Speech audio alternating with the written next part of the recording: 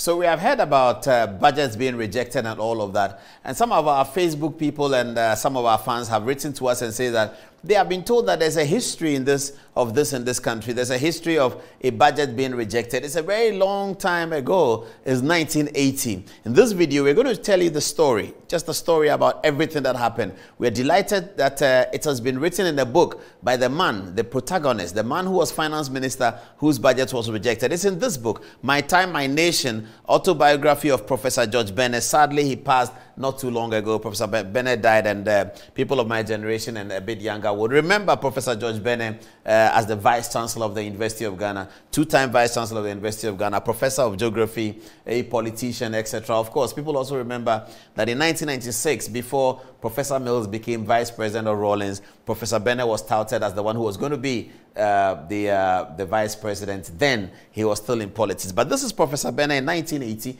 writing about... Professor Benneh now writing about something that happened in 1980. My Time, My Nation. So let me give you a bit of a background. Professor Benneh became the Minister of Finance in the Third Republic, which election was conducted in 1979 and was won by the PNP, the Nkrumah's party of Dr. Liman. Now, in that constitution, ministers were not members of parliament, something that people are clamoring for an amendment for this constitution. Every minister was not a member of parliament. If you were a minister, you cannot be a member of parliament. If you're a member of parliament and you were made a minister, you resign your seat and then there's a by-election. Very similar to the American situation. They wanted a strict separation of powers. So people like Professor Benneh, who were ministers, were not members of parliament. They couldn't have been members of parliament at the time. This is how the constitution was. Let me show you the results of the parliamentary elections in 1979, which brought in the Third Republic, so that you can understand as we roll out the story of this, the history of this first budget that was rejected. So this was the parliamentary distribution in the 140-member Parliament of Ghana in the Third Republic. Political party representation in 1979. So Dr. Liman, who was the president and the presidential candidate of the People's National Party, he was the main man over there. They had 71 seats. And then one of my favorite politicians that I never met, just read about him, Victor Owusu of the Popular Front Party. He had 42 seats. The Popular Front Party, the closest challengers of the PNP, had 42 seats. Now, this was an MPP-type party. The winners were an Nkrumah-type party. So, 42 seats for them. The next one, the United National Convention, which was also an MPP type of party, had 13 seats in parliament. It was led by William Ofori Atta. Mind you, Dr. Liman, Victor Owusu, and William Ofori Atta were not members of parliament, but they were the leaders of the party. So, William Ofori Atta's party got 13 seats. This is one of my favorite old-time politicians. I met him once in London a long time ago before he died. Colonel Banasco, who was a famous minister of agriculture under that Champon regime. He formed a political party, Action Congress Party. They got 10 seats. Okay. Then the Social Democratic Front was led by Mr. Ibrahim Mahama. He got 3 seats. And then there was 1 independent candidate. The total was 140 seats. Keep your eye on the 71. That was the majority, the majority members. They had 71 seats. Let's move on. So let's put all the minority members together, see what we got. 42 plus 13 plus 10 plus 3 plus 1 gives us 69 seats.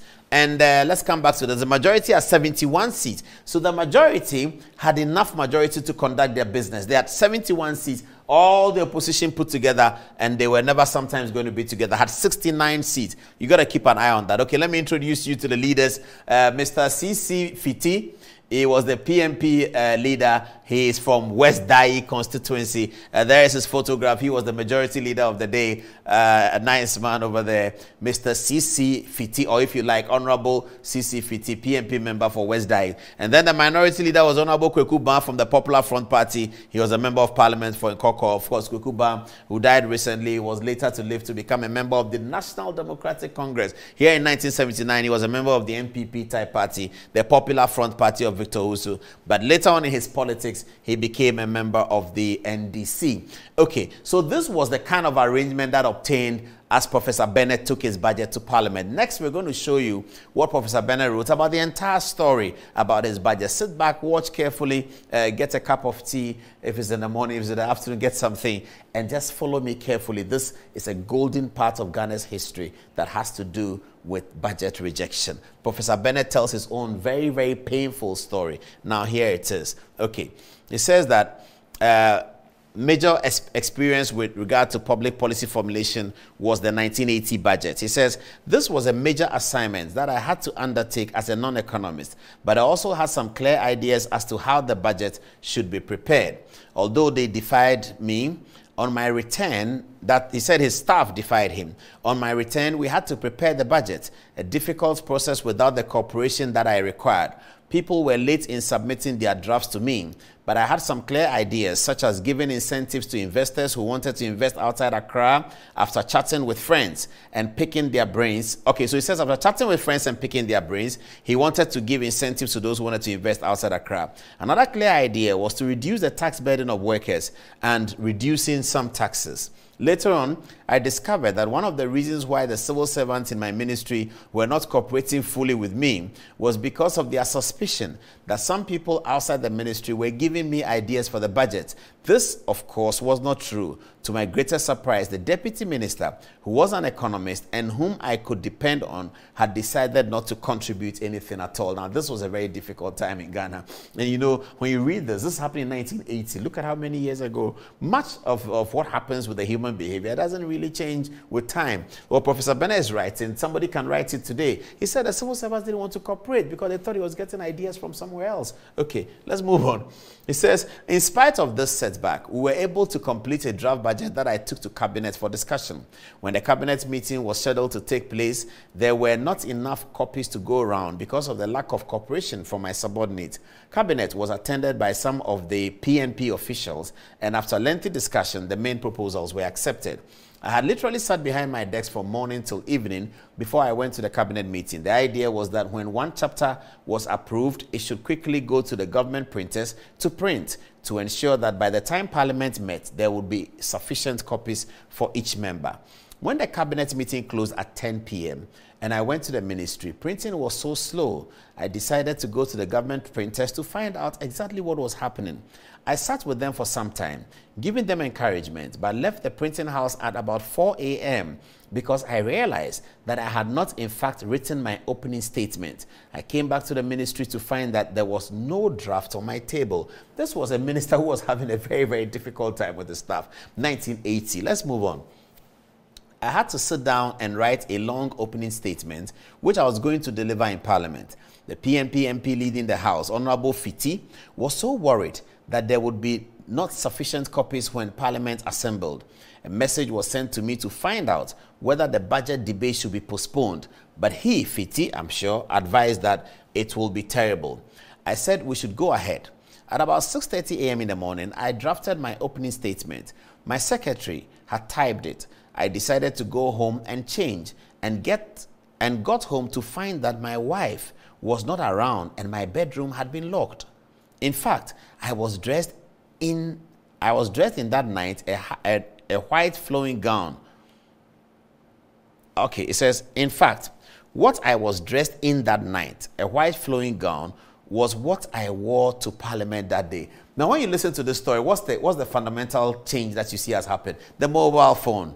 The mobile phone would have completely changed this story, wouldn't it? Thank God for the mobile phone. I always talk about the mobile phone. Look at the story in 1980. Professor Benneh says that as Minister of Finance, listen, he says that he had been following the printing of the budget, and we are telling you the historical story, golden story in the annals of Ghana's history of Parliament. Now, he had been doing the budget thing, and at 6:30 a.m., he had been up since 10 p.m., 4 a.m., 6:30 a.m. He goes to his office. He's going to Parliament at 9 o'clock. He finds that he has not actually written his opening statement. So he's putting the opening statement together. He goes home to go and change and go to Parliament without any sleep. His wife has locked the bedroom. She's gone to work.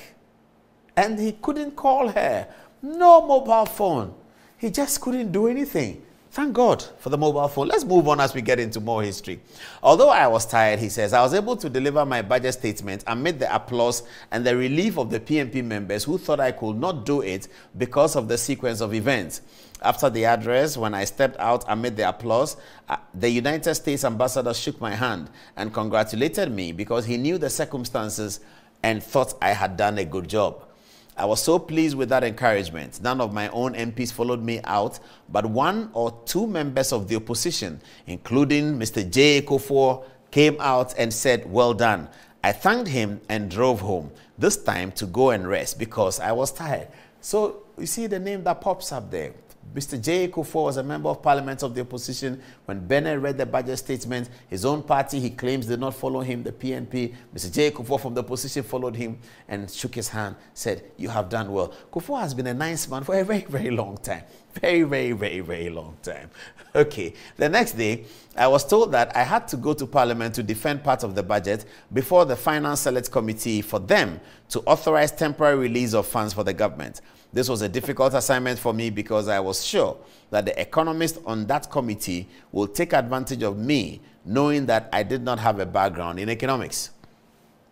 I negotiated with the PNP leader in the House for the committee to agree that I could be accompanied to the committee meeting by my deputy, an economist. When the time came, I drove to Parliament's house, but when I arrived, my deputy was nowhere to be found. The committee delayed a little bit, but hoping that he would arrive. But when there was no sign of him, they decided to go ahead. I went in and I was asked one or two technical questions. And of course, since I was prepared and had taken part in the actual preparation of the budget, the arguments were all clear and I was able to answer all their difficult questions. At the end of the budget presentation, the chairman congratulated me and that was the end of it.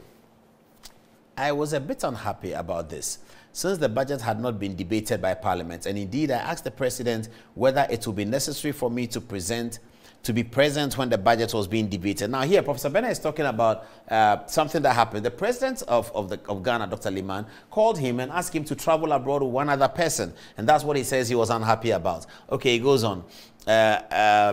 So Professor Benneh and Nabila were in America. The President sent them to go and meet with the IMF. Now he continues. We had a series of meetings with the IMF officials, and towards the end, one of the officials called me aside and asked whether I had heard anything about my budget. I responded I had not. When we flew to London on our way to Ghana, we met the embassy officials who told us that there was a problem in Ghana and that the budget had been rejected. So you need to understand the story. Professor Benneh presents the budget to Parliament. He goes to the committee to answer the question. Whilst the debate is going on, as it goes on today, President says, travel abroad, go and have meetings with the IMF on my behalf. He goes to America. One of the Americans in the meeting after that calls him and says, have you heard anything about your budget? He says no, because obviously the American person knew what had happened. Then he gets to London, flying from America to London on their way to Ghana. The Ghanaian officials at the embassy tell them that your budget back in Ghana has been rejected. Now let's see how he deals with it. Okay. It was a shock because the PNP had a majority in Parliament. So I wondered how the budget could have been rejected. I decided that we should take the first flight from London to Accra to monitor what was happening. Professor Nabila tried to console me that the PNP leadership in Parliament will be able to work everything. He promised to talk to the President and see if my wife could come and join me in London for a few days. I was just determined to come back to Ghana, so I insisted that I should be booked on the first flight available. When we arrived at Kotoka International Airport, to my surprise, there were no pressmen at the airport to ask any questions. In fact, there were very few people who had come to meet me. Those there included one of my deputies, the late Mr. Katriku, who pulled me aside and asked me to be calm because this was a deliberate sabotage and he would give me the details later. I was so hurt, but I thanked him. Later on, he told me that a day before the vote, somebody told him that there was a plot to reject the budget, and one of the major architects was a PNP member who was chairman of the Parliamentary Subcommittee for Finance, an accountant whose only ambition was to be a Minister of Finance. And in fact, the person told him that the President was aware of the plot. I decided to deal with it myself. At our first cabinet meeting at Peduase Lodge, I told the meeting that I had information that members of the PNP were involved in the plots to reject the budget with some of my cabinet colleagues. I posed a question asking how we could work as a team when some of us were subverting colleagues. The President very diplomatically said I should not believe it. Okay, we move on. I told the cabinet that one of my deputy ministers in my ministry had told me about the plot. I had no reason to doubt his story and was very hurt. Later on, I was called by the President to the castle, who informed me that he had set up a cabinet subcommittee to revise the budget. for subsequent approval by Parliament and wanted me to cooperate with the committee. Now, hear Professor Benneh on this one. So the story is that his budget has been rejected. He's a furious and angry man. He comes to hear that his own colleagues, including the parliamentary subcommittee chairman, who should be working with him, is part of those who occasioned the rejection of the budget by Parliament. He's already wondering, how can we have 71, the total minority have 69, and then we lose a vote? He was wondering about that. We're going to get into all that, but there's very little left so that you can understand. Don't lose this bit of the history. So Professor Benneh is now told by the President Liman that he is setting up a subcommittee to revise the budget so that it goes back to Parliament. Here is his response. He says, I told him, referring to the President, that with all due respect, I would have nothing to do with the budget again. So the subcommittee could go ahead and do the revision. But if there was a great departure from the main proposal that I submitted, I would resign. Wow. The President disagreed with me, but I told him I did not understand how a budget we had all approved could be rejected by a party with a majority in Parliament. That's interesting. Okay, let's move on. I left the President, went home, and the following day went to Brekum, because I did not want to have anything to do with the revision of the budget. I was in Brekum for a few days and then started my journey back home to Accra. In Kumasi, I stopped at the regional administration to greet the regional minister. I met some of the PNP chief supporters there, Alhaji Tanko and some others. When I was going back to my car, Alhaji Tanko told me that there was going to be a major demonstration on the streets of Kumasi in support of the budget the next day. He urged me to stay and watch, but I told him I had to go back to Accra. The next day at the office, I asked my secretary to bring me all the newspapers. I scanned through them, but there was nothing about the demonstration in the newspapers or on the local news the whole day. I sent my public relations officer to the Ghana News Agency because they normally publish news briefs to find out whether the demonstration had been mentioned. Again, there was no mention of it. I thought the demonstration had not come on at all. But a few days later, Alhaji Tanko was in Accra and came to see me. He told me that the demonstration had been a massive success and expressed regret that I had not been there. The political system was such that news could even be managed sometimes. Professor Benneh is revealing a lot. This is 1980s, not today. It sounds like it's today, but as I'm saying, human behavior does not really change over time, you know, especially the destructible human behavior, the bad side. It doesn't change over time. This is what they did to him. There was a demonstration organized in Kumasi in favor of his budget. It didn't show up in the news. Nobody covered it. End of story. Okay, you have to understand that that time there was just... it was democracy. There was private media, but there was no private electronic media, no private radio, no private television. Private was print, but they didn't print it. Okay, go on. The government could sometimes decide to kill a particular story if they so desired.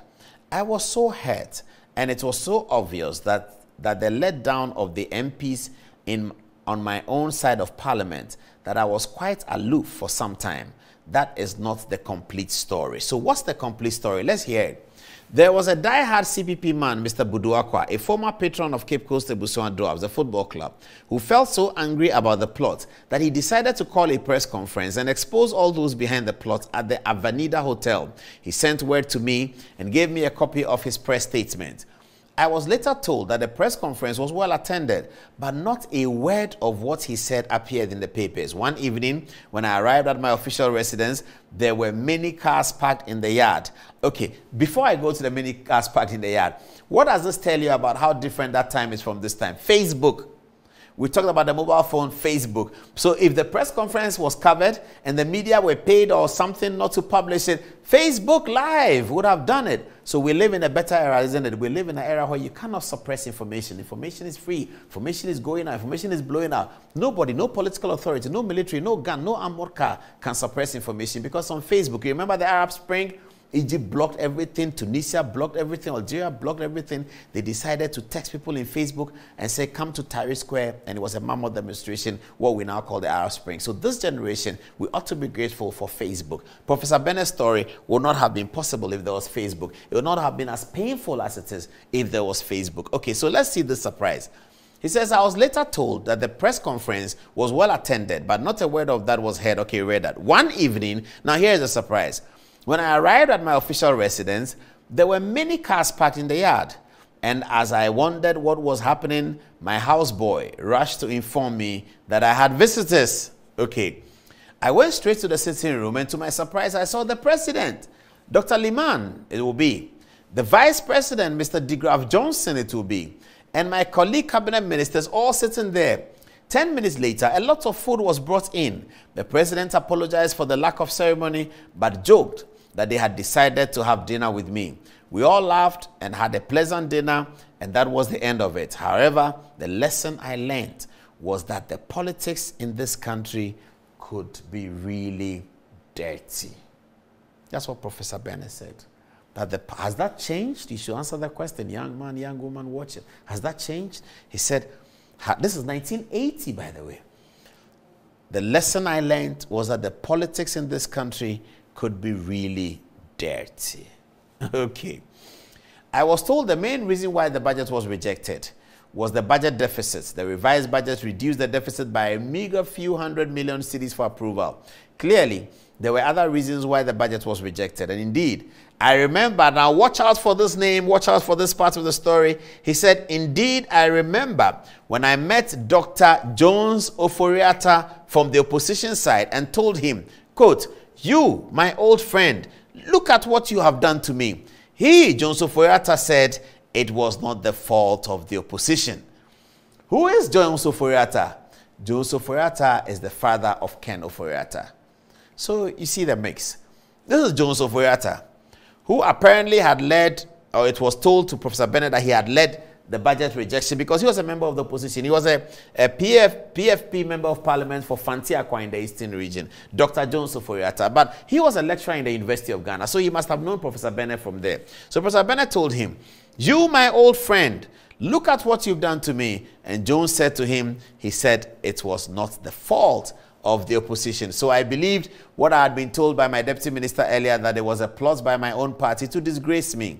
Years later, Professor Adom-Otchere, a former vice chancellor of the University of Ghana and a former general secretary of the PNP, in his comments on a paper delivered by Professor Michael Quay on the topic, the hybrid constitution and its attendant difficulties, at a debate organized by the IEA to make an input into the ongoing constitutional review, offered a further explanation as to why the budget was rejected. He, Adom-Otchere, said the MPs felt peeved because colleagues who had contested elections and lost were being offered better recognition than the MPs. He explained that the MPs saw the reading of the budget as payback time and therefore decided to leave the chamber of parliament for the minority to have enough numbers to reject it. So you see what happened. This is what happened. There were 71. The minority was 69. But because the MPs on the government side were angry, they decided to leave the chamber. So the minority will have the numbers. So some people left the chamber. They didn't participate in the vote. After the speaker put the question, they slipped away because they wanted Professor Benneh's budget to fail. So that's the lesson. That's the big lesson. That's the story. That's a historical story. Nothing much to add. See you on Good Evening Ghana tomorrow night. I hope you enjoy the history. Thanks and have a good day.